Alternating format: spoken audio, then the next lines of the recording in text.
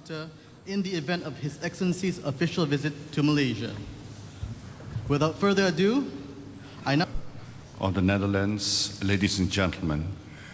First of all, I would like to very, very warmly welcome Prime Minister Huta on his official visit to Malaysia. Prime Minister Huta and I, and members of his delegation, had a very useful and productive meeting today, and we discussed a number of issues concerning our countries. Earlier this year, our nations were united by tragedy. 193 Dutch citizens and 43 Malaysians lost their lives when flight MH17 was shot down over eastern Ukraine. Today, I conveyed our deepest appreciation to the Dutch government for their support and assistance with the investigation into the incident. We are deeply grateful for Prime Minister Huta's help and his government's assistance, which has enabled all Malaysians or all Malaysian victims to be identified and returned to the next of kin. This is an important step, and we hope it brings the prospect of closure a little closer for the families who are deeply affected.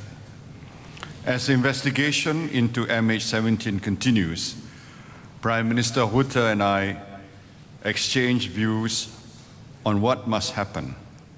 The Prime Minister will visit Prime Minister Tony Abbott after Malaysia, and we both agree that the countries affected must work very closely together. We agreed that the priority should be to recover the wreckage so that the final report could be issued in due course. We have to ascertain what truly happened to the plane beyond any doubt whatsoever. We have knowledge, we have preliminary knowledge, but that knowledge has to be backed with solid forensic evidence. The second part that I'd like to mention is Malaysia is committed to bring the perpetrators of MH17 to justice. This is our deep commitment, and we must do everything possible to ensure that justice is done and seen to be done. We also exchange views on the state of our bilateral relations. We are very pleased that two-way trade between our two countries has been growing steadily at the rate of 3 to 10% per annum over the last few years. Netherlands is Malaysia's second largest trading partner in the EU and one of the largest sources of foreign direct investment in Malaysia. And we take note of the fact that last year, more than 11 billion ringgit was invested by companies from the Netherlands. I also thanked Prime Minister Huta for spotting Malaysia's successful bid for a non-permanent seat in the 2015-16 UN Security Council term. We also exchanged views on other matters, such as the growing concern about extremism and how Malaysia can cooperate and contribute towards the fight against extremism.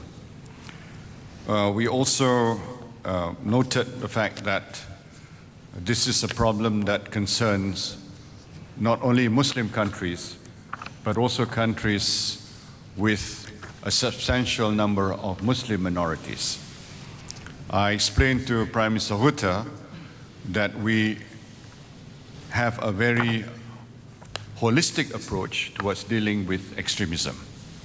We believe that military solution is only part of the solution, but we need to address the underlying causes of extremism.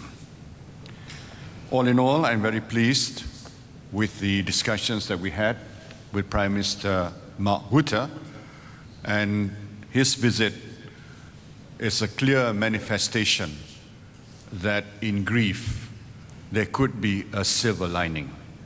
And that silver lining is the fact that it has brought our two countries ever closer together, and we are committed to continue that strong relationship as we move forward in the context of MH17 and beyond. So thank you once again, Prime Minister, for your visit. Thank you. Thank you, Dr. Sri, for your statement. I now have the honor to invite His Excellency Mark Rutte to deliver his statement. Good afternoon. I'm here today because of the MH17 air disaster. This tragedy has left deep wounds in the societies affected. Above all, it has devastated the loved ones of the victims. They must now live every day with the pain of their loss.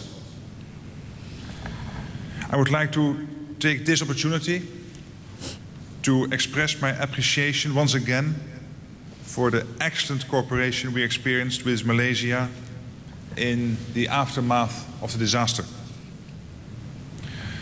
Together with Australia, which was also hit hard by the disaster, Malaysia and the Netherlands, together with Australia, work very closely together. We want to achieve our common goals: repatriating any further human remains and personal belongings, investigating the facts of the disaster, and conducting a criminal investigation. Conditions on the ground remain difficult, but we remain determined to achieve these goals. Last week and yesterday, conditions allowed a small team to visit the crash site. They found remains of victims which will be transferred to the Netherlands following the usual ceremonial protocol, and we will continue to take every opportunity to go to the site. Prime Minister Najib has demonstrated his personal commitment to this issue time and again, as we saw for ourselves when he visited the Netherlands in July. Now it is essential that we continue working together closely and that we keep this subject high on the international agenda. Following the MH370 tragedy, the downing of flight MH17 was Malaysia's second air disaster in a short space of time. As a result, a large number of next of kin have been living for many months in an agony of uncertainty about what exactly happened to their loved ones. A Dutch company is involved in the search for the missing MH370 aircraft. Let me state that I truly hope that the search will eventually provide the next of kin with the certainty they need. Thank you. Thank you, Excellency. And now, the floor is open for the question and answer session. There will only be 2 questions allowed from each side of both the Malaysian and Dutch press. We will